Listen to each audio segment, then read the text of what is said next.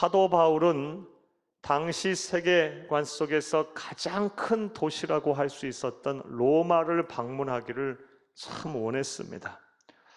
특별히 로마 안에 세워진 이 로마 교회를 여러 차례 방문하려고 시도를 했었습니다. 하지만 하나님께서 그것을 쉽게 허락하지 아니하셨습니다. 그래서 자선책으로 로마 교회 편지를 썼으니 그것이 바로 로마서입니다. 사도 바울이 로마 교회 성도들을 만나기를 원했던 이유, 그리고 로마서를 쓴 이유는 우리 지난 시간에 살펴본 대로 복음을 전하기 위함이었습니다. 자, 그런데 이 로마라는 도시 안에 세워진 로마 교회 성도들은 어떤 분들이었습니까? 복음을 모르던 분들이 아니었습니다. 이미 복음을 알고 받아들이고 믿어서 예수를 믿고 구원을 받았던 사람들입니다. 심지어 그들의 믿음이 얼마나 좋고 위대했던지 온 세상이 그들의 믿음을 칭찬할 정도였습니다. 환난과 핍박 속에서도 신앙의 절개를 지키던 아주 신실한 성도들이었습니다.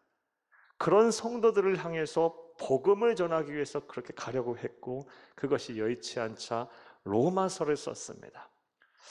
사랑하는 여러분, 이를 통해서 우리는 다음과 같은 영적인 진리를 우리 지난 시간에 배웠습니다. 복음은 불신자가 성도가 되기 위해서 필요할 뿐만 아니라 성도가 진짜 성도다워지기 위해서 반드시 필요하다라는 것을 우리가 지난 시간에 배웠습니다. 한번 따라 하시겠습니다. 복음은 불신자가 성도가 되기 위해서 필요할 뿐만 아니라 성도가 성도다워지기 위해서 필요하다. 우리가 복음을 계속해서 듣고 복음을 우리의 마음에 두며 복음을 믿고 복음과 함께 세상을 살게 되면 복음에는 능력이 있습니다. 그래서 우리의 믿음을 견고하게 할 것이며 또 나아가서 하나님이 기뻐하시는 그런 열매를 많이 맺게 할 것입니다. 부디 복음을 통해서 이런 은혜와 복이 여러분의 복이 되기를, 저와 여러분의 복이 되기를 간절히 주의 이름으로 축복합니다. 여기까지가 지난 시간의 말씀이었습니다. 자, 이제 오늘의 강의를 하겠습니다. 오늘 본문을 보게 되면 사도 바울은 나는 복음을 부끄러워하지 아니한다, 즉 복음이 나는 자랑스럽다라는 이런 고백으로 본문을 시작합니다. 오늘 본문 16절을 함께 읽겠습니다. 내가 복음을 부끄러워하지 아니하노니 이 복음은 모든 믿는 자에게 구원해 주시는 하나님의 능력이 됨이라. 먼저는 유대인에게 그리고 헬라인에게로다. 나는 복음을 부끄러워하지 아니한다. 즉 복음이 자랑스럽다는 것입니다. 설령 이 복음을 전하다가 환난과 핍박을 당하고 어려움을 당한다 할지라도 그것이 나에게는 큰 영광이고 나에게는 큰 자랑이며 큰 기쁨이고 하나님이 주신 나에게 큰 상급이다 라고 말할 정도였습니다. 이와 관련한 말씀, 다른 말씀도 한번 보겠습니다. 사도행전 26장 29절을 함께 읽겠습니다. 바울이 이르되 말이 적으나 많으나 당신뿐만 아니라 오늘 내 말을 듣는 모든 사람도 다 이렇게 결박된 것 외에는 나와 같이 되기를 하나님께서 원하나이다 하니라. 아멘. 이 말씀은 사도 바울이 복음을 전하다가 억울하게 고소가 되어 또 죄인 된 신분에서 신문을 받는 상황에서 한 말입니다. 좀 더 자세하게 말씀을 드리면요, 사도 바울이 이렇게 억울하게 죄수된 신분이 되자 그는 로마 황제에게 항소를 하였습니다. 당시 로마 시민권자들의 특권이었어요. 로마 황제에게 직접 재판을 받을 수 있는 특권이 로마 시민권자들에게는 있었어요. 그 특권을 사용해서 자신이 로마 황제 앞에 서기를 원했어요. 그러자 유대 총독이었던 베스도와 그리고 로마에 의해서 유대 통치자로 임명이 됐던 헤롯 아그리빠가 그를 이 로마에 수송하기에 앞서 로마 황제에게 보내려면 죄목을 정해야 되지 않겠습니까? 죄목을 정하기 위해서 사도 바울을 사전에 신문을 했습니다. 그때 사도 바울은 이때다 싶어서 로마 총독과 그리고 유대 왕이었던 헤롯 아그리빠 그리고 수많은 유대 귀족들 앞에서 복음을 전했습니다. 예수가 그리스도 되심을 전했습니다. 그랬더니 유대 총독과 헤롯 아그리빠와 그곳에 있는 사람들이 복음을 들으려 하지 않았어요. 사도 바울을 향해서 네가 공부를 많이 했다더니 미쳤구나 조롱을 했어요. 그 말을 듣자 이제 사도 바울이 한 얘기가, 이렇게 결박된 곳 외에는 너희들도 나처럼 되기를 원하노라. 나처럼 복음을 듣고 복음을 소유하고 복음을 전하고 복음을 자랑스러워하는 사람 되기를 원한다라고 말한 것입니다. 이해되셨습니까?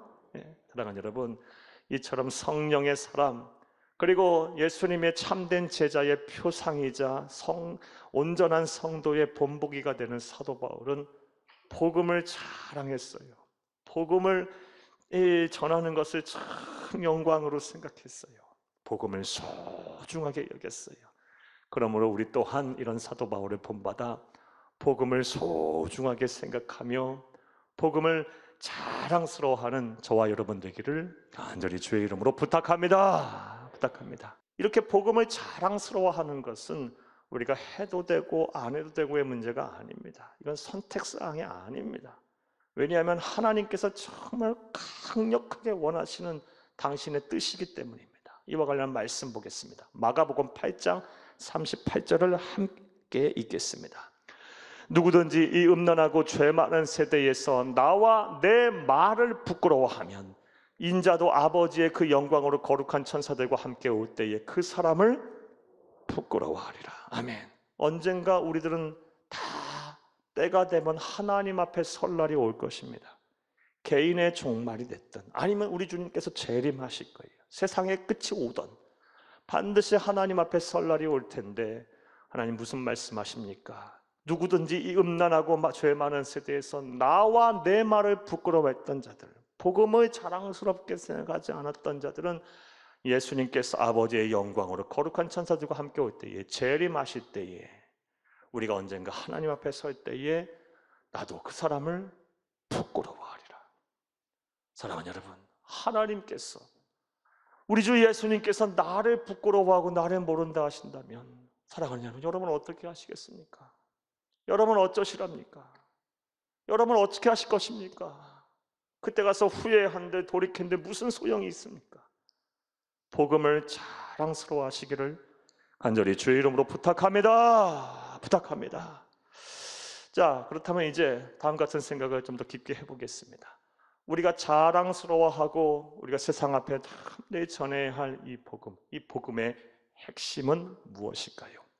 오늘 본문 말씀에서 그 답을 찾으며 은혜를 나누겠습니다. 그 은혜 시간 되기를 간절히 바랍니다. 할렐루야. 자, 복음의 핵심이 무엇일까요? 자, 이제부터 따라 하시겠습니다. 첫째로, 하나님은 모든 사람을 차별하지 않고 구원하신다는 것입니다. 하나님은 차별하시지 아니하고 남녀노소 빈부귀천을 가리지 아니하고 모든 사람을 사랑하셔서 구원하시기를 원하신다. 이것이 바로 기쁜 소식, 굿뉴스, 복음입니다. 하나님은 사람을 차별하지 아니하고 다 구원받기를 원하시고 또 그러기를 원하세요. 자, 오늘 본문 말씀 16절을 함께 읽겠습니다. 내가 복음을 부끄러워하지 아니하노니 이 복음은 모든 믿는 자에게 구원을 주시는 하나님의 능력이 됨이라. 먼저는 유대인에게요, 그리고 헬라인에게로다. 아멘. 성령의 감동을 받은 사도 바울은 말합니다. 복음은 모든 믿는 자에게 구원을 주시는 하나님의 능력이다. 우리가 복음을 듣고 복음을 믿고 복음을 소유하고 복음을 함께 살게 되면 하나님의 능력이 나타나서 우리를 구원으로 이끈다라는 거예요. 자, 이렇게 말한 이후에 그 구원의 대상을 지정하고 있어요. 그가 누구라고 말합니까? 먼저는 유대인에게요, 그리고 헬라인에게로다. 자, 그렇다면 여기서 사도 바울이 말한 이 구원의 대상, 먼저는 유대인에게요, 또한 헬라인에게로다라는 말의 의미는 누굴까요? 누구를 말하는 걸까요? 사랑하는 여러분, 우리의 인류의 역사를 돌이켜보면 시대와 또 민족에 따라 사람을 나누는 기준이 여러 차례 달라져 왔음을 알 수가 있습니다. 사도 바울이 성령의 감동을 받아 복음의 받아들일 수 있고 구원에 이를 수 있는 이 대상으로 지정한 유대인에게 또 헬라인에게라는 말은 유대인과 헬라인 두 민족만을 지칭한 것이 아니라 모든 사람들, 모든 대상들을 구원의 대상으로 말하고 있는 것을 믿으시기를 간절히 주의 이름으로 부탁합니다. 부탁합니다. 오늘 본문 말씀을 통해 알 수 있는 복음의 핵심 첫 번째는 하나님은 모든 사람들을 차별 없이 다 사랑하시며 구원하신다라는 것입니다. 또 본 말씀을 통해 알 수 있는 복음의 또 다른 핵심은 무엇일까요? 자, 따라 하십니다. 둘째로, 하나님은 우리가 죄를 회개하고 예수님을 그리스도로 믿으면 의인으로 인정하신다는 것입니다. 그래서 구원하신다는 거죠. 우리가 우리의 죄를 회개하고 예수님을 그리스도로 믿으면, 구세주로 믿으면 하나님은 나를 의인으로 인정하신다는 것입니다. 우리가 죄인이지만 하나님 나라 가는 그날까지 우린 죄인이에요. 똑같은 죄 자꾸 짓잖아요. 하지만 구원의 주권자이자 심판장이신 하나님이 우리를 의인으로 여기신다면 누가 우리를 정죄하겠습니까? 누가 우리를 고발하겠습니까? 누가 우리를 그리스도의 사랑에서 끊겠습니까? 이것이 바로 기쁜 소식 복음입니다. 오늘 본문 17절을 함께 읽겠습니다. 복음에는 하나님의 의가 나타나서 믿음으로 믿음에 이르게 하나니 기록된 바 오직 의인은 믿음으로 말미암아 살리라 함과 같으니라. 아멘. 복음에는 하나님의 의가 나타나서 믿음으로 믿음에 이르게 한다. 복음에는 하나님의 의가 나타나서 믿음에 이르게 한다. 성령의 감동을 받은 사도 바울은 말합니다. 복음을 우리가 듣고 읽고 소유하고 믿게 되면 하나님의 능력이 나타나서 하나님의 의가 내게 주어져서 구원을 받는다는 거예요. 이해되셨습니까? 자, 그렇다면 여기서 말하는 하나님의 의란 무엇일까요? 우리가 복음을 믿게 되면 하나님의 의가 내게 주어져서 내가 구원을 받는다. 믿음으로 믿음에 이르게 된다는데 여기서 말하는 하나님의 의라는 것이 무엇일까요? 로마서에서 가장 핵심이 되는 개념이 바로 오늘 하나님의 의라는 개념이에요. 여러분 한번 잘 들어보세요. 간단하고 최대한 쉽게 말씀드려 볼게요.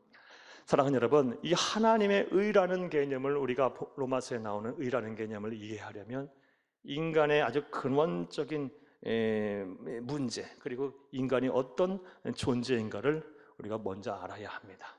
사랑하는 여러분, 즉 인간은 죄에 대해서 대책이 없는 존재예요. 우리가 이 사실을 분명히 알아야 돼요.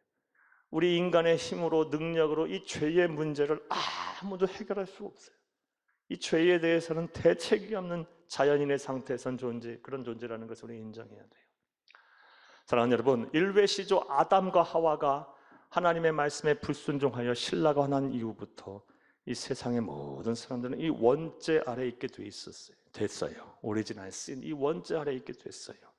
다 우리는 죄 안에 있어요. 다 죄인이에요. 자, 그런데 말씀을 여기까지 듣고 다음 같은 생각을 하시는 분 계실 거예요. 목사님, 아담과 하와가 선악과 따먹었지 내가 따먹었습니까? 근데 나보고 왜 죄인이라고 합니까? 왜 원죄 아래 있다고 합니까? 세상 살다 보면 내가 좀 연약해서 죄질 수 있어요. 그건 인정할 수 있겠어요. 하지만 아담과 하와가 지은 죄가 나와 무슨 상관입니까? 왜 원죄 아래 있다고 다 죄인이라고 말합니까? 이렇게 생각하실 수 있어요. 네, 맞아요. 저와 여러분은 선악과 안 따먹었어요. 그러나 우리가 분명한 사실은 우리가 원죄 아래 있다는 것은 우리가 죄를 져서 원죄를 져서 죄가 죄인이 된 것이 아니라 죄인으로 태어났기 때문에 죄인인 거예요. 이것을 증명하는 것이 무엇입니까? 로마서 6장 23절 말씀에 죄의 삭은 사망이랐어요. 사망이라. 우리가 죽는다는 거, 우리가 소멸한다는 거, 이게 바로 우리가 원죄 아래 있다는 증거예요. 만약에 우리가 원죄 아래 있지 않다면, 죄인이 아니라면 우리 영생하게 될 거예요. 하지만 우리가 죄인이기 때문에 소멸하는 거예요. 죽는 거예요. 우리뿐만이 아니에요. 온 우주 만물 다 마찬가지예요. 아담과 하와가 신라곤할 때 하나님의 진노와 저주를 받아 온 우주 만물도 다 함께 소멸되는 존재가 되어버렸어요. 사랑하는 여러분, 따라서 인간은 자신의 힘으로 자신을 구원할 수 없어요. 그 누구도 구원할 수 없어요. 생각해 보세요. 죄인이 어떻게 죄인을 구원합니까? 죄 없는 자가 죄인을 구원하는 거죠. 온 우주 만물도 마찬가지예요. 우리 자연 앞에 막 엎드려 빌며 우리가 숭배할 필요가 없어요. 그것 또한 다 소멸된 존재니까요. 죄의 부패성 아래 있어요. 온 우주 만물이 영생하려면 우리 주님께서 오셔야 돼요. 재림하실 때 하셔서 새 하늘과 새 땅이 이 땅에 이루어질 때 비로소 온 우주 만물도 우리와 함께 영생하게 되는 거예요. 사랑하는 여러분, 우리가 바로 알고 바로 믿어야 돼요. 바로 알고 바로 믿어야 돼. 그러하기에 사랑의 하나님께서는 온 인류를 구원하시기 위해서 아주 놀라운 결단을 하셨어요. 희생하기로 결단하셨어요. 죄 없으신 하나님의 아들인 예수 그리스도를 사람이 되게 하셔서 세상에 보내셨어요. 죄 없는 자가 세상에 왔어요. 그는 하나님이세요. 그러면서 사람이세요. 그가 오셔서 내가 받아야 될 죄의 삭은 사망이라 그랬어요. 이 사망이라는 벌을 십자가에서 대신 받고 죽으심으로 내가 받아야 될 사망이라는 벌을 다 갚으셨어요. 죄값을 다 치르셨어요. 그리고 그 사실을 믿기만 하면 하나님께서 우리를 의인으로 인정하신다라는 것입니다. 정리하면 여기서 본문에서 말하는 하나님의 의란 예수 그리스도의 대속을 믿음으로 말미암아 하나님이 나를 값없이 의롭다 하신다는 것입니다. 이게 바로 하나님의 의예요. 이해되셨습니까? 이거를 한자어 네 단어로 하게 되면 이신칭의라고 해요. 믿음으로 말미암아 의롭다 하심을 받는다. 한번 따라해봐요. 믿음으로 말미암아 의롭다 하심을 받는다. 이게 하나님의 의고 오늘 말씀드린 이 이신칭의가 바로 로마서의 핵심입니다. 믿음으로 말미암아 하나님 앞에 의롭다 하심을 받았다. 일찍이 우리 개신교의 아버지 종교개혁자 마르틴 루터가 이것을 깨닫고 오늘 본문 말씀 로마서 1장 17절 말씀을 붙들고 종교개혁을 일으킨 거예요. 원래 마르틴 루터는 로마 카톨릭의 신부 사제였어요. 그리고 비텐베르크 대학의 교의학 교수였어요. 교리학 교수. 그런 자신의 힘과 능력으로 이 죄의 문제를 해결하려고 했어요. 그래서 하나님의 의에 도달하려고 했어요. 어떤 노력을 하신지 아십니까? 자신의 능력과 힘으로 어떻게 이 문제를 해결해 보려고 로마의 성 베드로 성당의 그 많은 계단들을 무릎으로 막 기어 올라가서 참회해서 막 무릎에 피투성이가 되면서까지 참회도 해봤어요. 그런데도 이 죄의식이 사라지지 않는 거예요. 말끔하게 해결되는 것이 아니에요. 또 이 주교들을 찾아다니며 고해성사를 수십 번 수백 번 했어요. 그래도 해결이 안 되는 거예요. 너무너무 괴로운 거예요. 이 죄의 문제를 해결할 수 없는 거예요. 그런 가운데 오늘 본문 로마서 1장 17절을 읽고 묵상하는 가운데 내 능력, 내 힘으로 하나님의 의에 도달하는 것이 아니라 예수 그리스도가 이루신 그 의를 내가 믿음으로 붙잡게 되면 하나님께서 값없이 나를 의인으로 인정하시는구나. 이걸 깨닫게 된 거예요. 이걸 깨닫는 순간 그에게 복음의 광명이 비쳤어요. 오늘 말씀을 듣는 모든 분들에게도 이 복음의 광명이 동일하게 비추기를 간절히 주의 이름으로 축복합니다. 축복합니다.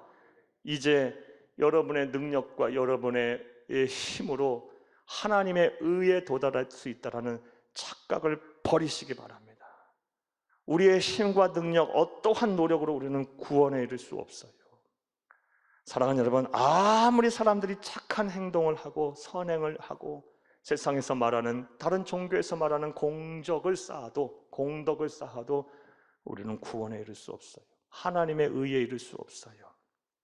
사랑하는 여러분, 물론 우리 그리스도인들 세상 사람들보다 더 착하게 살고 선하게 살아야 돼요. 반드시 그렇게 하셔야 돼요. 더 도덕적으로 살아야 되고 더 양심적으로 살아야 하며 더 어려운 이웃 돕고 살아야 하고 더 정직하게 살아야 되고 더 부지런하게 살아야 돼요.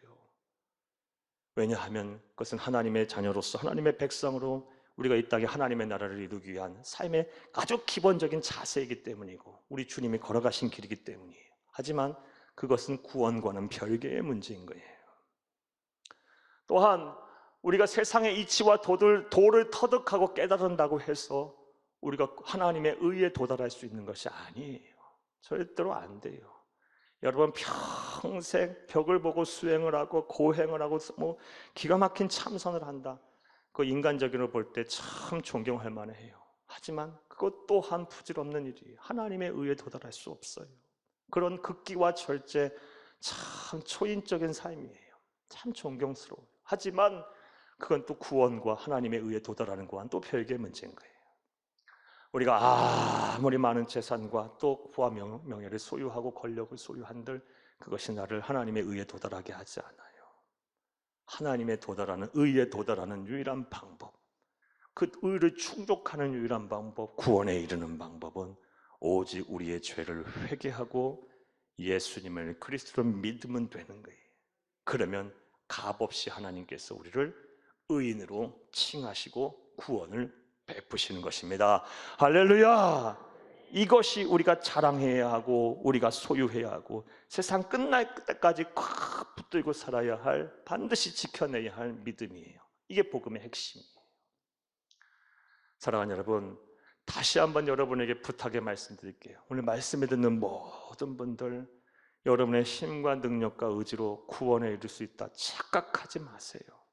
절대로 안 돼요. 반드시 하나님 앞에 설 날이 올 것이고 그날이 아니라면 예수님 재림하실 텐데 세상 끝나는 날 하나님의 이 의를 믿음으로 말미암아 의롭다 하시면 받지 않은 사람들은 영원한 후회 속에 들어가게 될 거예요. 불과 지옥 불못에서 영원토록 이를 가게 될 거예요. 사랑하는 여러분, 그때 돼서 만약 그럴 때면 어떻게 하시겠습니까? 여러분의 죄를 회개하고 예수님을 그리스도로 믿으세요. 여러분의 죄를 대신하여 우리 주 예수님께서 십자가에서 죽으셨어요. 죄값을 다 치르셨어요. 여러분은 이제 하나님의 자녀가 됐어요. 하나님이 여러분을 의인으로 인정하실 거예요. 세상 어떻게 변화하든 간에 세상이 예수를 모른다 하고 주의 몸된 교회들을 대적하고 하나님의 말씀을 부정하고 부신한다 할지라도 오늘 본문 말씀 하박국 선지자가 일찍이 먼저 고백했고 오늘 본문에서 사도 바울이 고백한 것처럼 오직 의인은 믿음으로 말미암아 살리라 라는 말씀을 붙잡고 하나님의 나라 가는 그날까지 끝까지 여러분의 믿음을 지켜내시기를 간절히 주의 이름으로 축복합니다. 축복합니다. 이 말씀 맺겠습니다.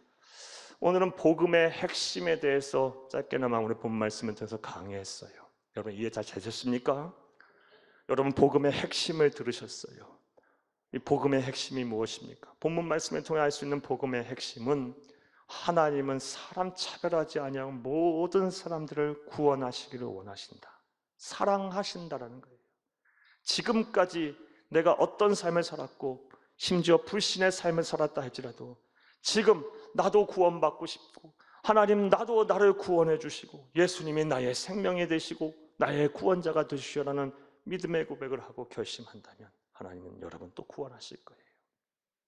나아가 우리의 죄를 회개하고 예수님의 그리스도를 믿게 되면 하나님은 값없이 우리를 의인으로 인정하시고 우리에게 구원을 베푸실 거예요. 이게 복음의 핵심들이에요. 사랑하는 여러분, 복음의 핵심을 들으셨으니 이제 여러분의 신앙을 점검하시기를 바랍니다. 여러분에게 여쭙겠습니다. 지금 구원의 확신이 있으십니까? 분명히 있으십니까? 지금 있는 것 같다가도 또 금방 사라질 것 같습니까? 입으로는 구원받았다 하면서 여전히 죽음에 대한 공포와 두려움에서 벗어나지 못하고 세상 염려와 근심에서 벗어나지 못한 그런 세상 염려와 근심의 노예로 살고 계시지는 않으십니까? 그렇다면 지금 여러분은 복음을 다시 들어야 합니다. 복음 앞에 다시 서셔야 합니다. 예수 그리스도의 십자가의 보혈로 거듭나셔야 합니다. 그렇지 않으면 답이 없는 거예요.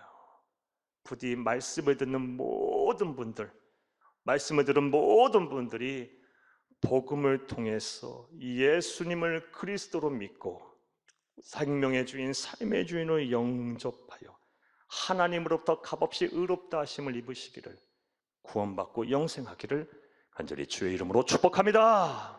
축복합니다. 축복합니다.